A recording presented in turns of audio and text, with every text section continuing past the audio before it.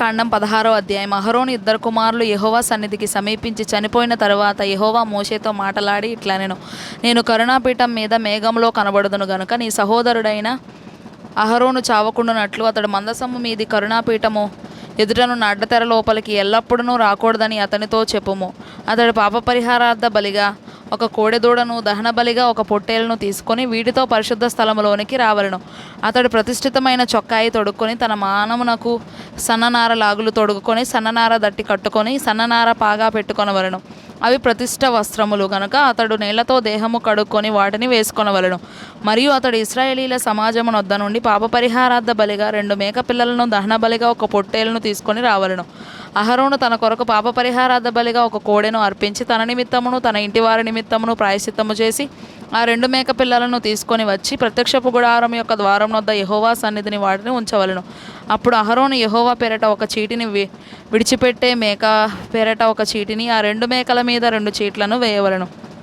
ఏ మేక మీద యెహోవా పేరట చీటి పడునో ఆ మేకను అహరోను తీసుకొని వచ్చి పాపపరిహారార్థ బలిగా అర్పింపవలను. ఏ మేక మీద విడిచిపెట్టుట అనే చీటి పడునో దాని వలన ప్రాయశ్చిత్తము కలుగునట్లు దానిని అరణ్యములో విడిచిపెట్టుటకై యెహోవా సన్నిధిని దానిని ప్రాణముతోనే ఉంచవలను. అప్పుడు అహరోను పాపపరిహారార్థ బలియగు ఆ కోడెను తీసుకొని వచ్చి తన నిమిత్తమును తన ఇంటి వారి నిమిత్తమును ప్రాయశ్చిత్తము చేసుకొనవలెను. తరువాత అతడు తన కొరకు తాను అర్పించు పాపపరిహారార్థ బలియగు కోడెను వధించి యెహోవా సన్నిధినున్న ధూపపీఠం మీద నుండి ధూపార్తెడు నిప్పులను తన పిడికెళ్లతో పరిమళ ధూప చూర్ణమును తీసుకొని అడ్డతెర లోపలికి వాటిని తెచ్చి తాను చావకుండానట్లు ఆ ధూపము మేఘము వలె శాసనముల మీదనున్న కరుణాపీఠమును కమ్ముటకు యెహోవా సన్నిధిని ఆ అగ్ని మీద ఆ ధూపద్రవ్యమును వేయవలను. అప్పుడు అతడు ఆ కోడె రక్తంలో కొంచెము తీసుకొని తూర్పు ప్రక్కను కరుణాపీఠం మీద తన వ్రేలితో ప్రోక్షించి కరుణాపీఠం ఎదుట తన వ్రేలితో ఆ రక్తంలో కొంచెము 7 మార్లు ప్రోక్షింపవలను. అప్పుడు అతడు ప్రజలు అర్పించు పాపపరిహారార్థ బలియగు మేకను వధించి అడ్డతెర లోపలికి దాని రక్తము తెచ్చి ఆ కోడె రక్తంతో చేసినట్లు దీని రక్తముతో చేసి కరుణాపీఠం మీదను కరుణాపీఠము ఎదుటను దాన్ని ప్రోక్షింపవలను.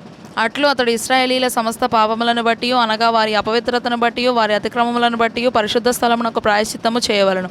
ప్రత్యక్షపు గుడారము వారి మధ్య ఉండుట వలన వారి అపవిత్రతను బట్టి అది అపవిత్రమగుచుండును గనుక అతడు దానికి ప్రాయశ్చిత్తము చేయవలను. పరిశుద్ధ స్థలంలో ప్రాయశ్చిత్తము చేయుటకు అతడు లోపలికి పోవునప్పుడు అతడు తన నిమిత్తమును తన ఇంటివారి నిమిత్తమును ఇశ్రాయేలీల సమస్త సమాజము నిమిత్తమును ప్రాయశ్చిత్తము చేసి బయటికి వచ్చే వరకు ఏ మనుషుడును ప్రత్యక్షపు గుడారంలో ఉండరాదు. మరియు అతడు యెహోవా సన్నిధినున్న బలిపీఠము నొద్దకు పోయి దానికి ప్రాయశ్చిత్తము చేయవలను. అతడు ఆ కోడె రక్తంలో కొంచెమును ఆ మేక రక్తంలో కొంచెమును తీసుకొని బలిపీఠపు కొమ్ముల మీద చమిరి 7 మార్లు తన వ్రేలితో ఆ రక్తంలో కొంచెము దాన్ని ప్రోక్షించి దాన్ని పవిత్రపరిచి ఇశ్రాయేలీల అపవిత్రతను పోగొట్టి దానిని పరిశుద్ధపరచవలను.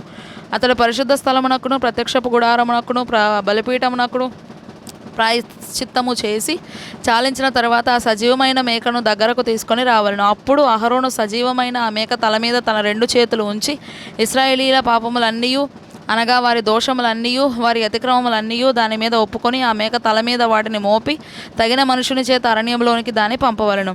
ఆ మేక వారి దోషములన్నిటినీ ఎడారి దేశమునకు భరించి పోవును. అతడు అరణ్యములో ఆ మేకను విడిచిపెట్టవలను. అప్పుడు అహరోను ప్రత్యక్షపు గుడారంలోనికి వచ్చి తాను పరిశుద్ధ స్థలంలోనికి వెళ్ళినప్పుడు తాను వేసుకొనిన నారబట్టలను తీసి అక్కడ వాటిని ఉంచి పరిశుద్ధ స్థలంలో దేహమును నీళ్లతో కడుక్కొని బట్టలు తిరిగి ధరించుకొని బయటకు వచ్చి తన కొరకు దహన బలిని ప్రజల కొరకు దహన బలిని అర్పించి తన నిమిత్తమును ప్రజల నిమిత్తమును ప్రాయశ్చిత్తము చేయవలను. పాపపరిహారార్థ బలి పశువు యొక్క క్రొవ్వును బలిపీఠం మీద దహింపవలను. విడిచిపెట్టే మేకను వదిలిన వాడు తన బట్టలు ఉదుక్కొని నీళ్లతో దేహము కడుక్కొని తరువాత పాళెంలోనికి రావలను. పరిశుద్ధ స్థలంలో ప్రాయశ్చిత్తము చేయుటకు వేటి రక్తము దాని లోపలికి తేబడెనో పాపపరిహారార్థ బలియగు ఆ కోడెను ఆ మేకను ఒకడు పాళెము వెలుపలికి తీసుకొని పోవలను. వాటి చర్మములను వాటి మాంసమును వాటి మలమును అగ్నితో కాల్చివేయవలను. వాటిని కాల్చివేసిన వాడు తన బట్టలు ఉదుక్కొని నీళ్లతో దేహము కడుక్కొని తరువాత పాళెములోనికి రావలను. ఇది మీకు నిత్యమైన కట్టడ. స్వదేశులు కానీ మీ మధ్య నుండి పరదేశులు కానీ మీరందరూ 7వ నెల 10వ నాడు ఏ పని అయినను చేయక మిమ్మును మీరు దుఃఖపరుచుకొనవలెను. ఏలైనగా మీరు యెహోవా సన్నిధిని మీ సమస్త పాపముల నుండి పవిత్రులగునట్లు ఆ దినమున మిమ్ము పవిత్రపరచునట్లు మీ నిమిత్తము ప్రాయశ్చిత్తము చేయబడెను. అది మీకు మహా విశ్రాంతి దినము. మిమ్మును మీరు దుఃఖపరచుకొనవలెను. ఇది నిత్యమైన కట్టడ. ఎవరు తన తండ్రికి మారుగా యాజకుడగుటకై అభిషేకం పొంది తన్ను ప్రతిష్ఠించుకొనునో ఆ యాజకుడు ప్రాయశ్చిత్తము చేసుకుని నారవస్త్రములైన ప్రతిష్ఠిత వస్త్రములను ధరించుకొనవలెను. మరియు అతడు అతి పరిశుద్ధముగానున్న మందిరమునకును ప్రత్యక్షపు గుడారమునకును బలిపీఠమునకును ప్రాయశ్చిత్తము చేయవలెను. మరియు అతడు యాజకుల నిమిత్తమును సమాజము నిమిత్తమును ప్రాయశ్చిత్తము చేయవలెను. సంవత్సరమునకు ఒకసారి ఇశ్రాయేలీల సమస్త పాపములను బట్టి వారి నిమిత్తం ప్రాయశ్చిత్తము చేయుటకు ఇది మీకు నిత్యమైన కట్టడ. యెహోవా మోషేకు ఆజ్ఞాపించినట్లు అతడు చేసెను.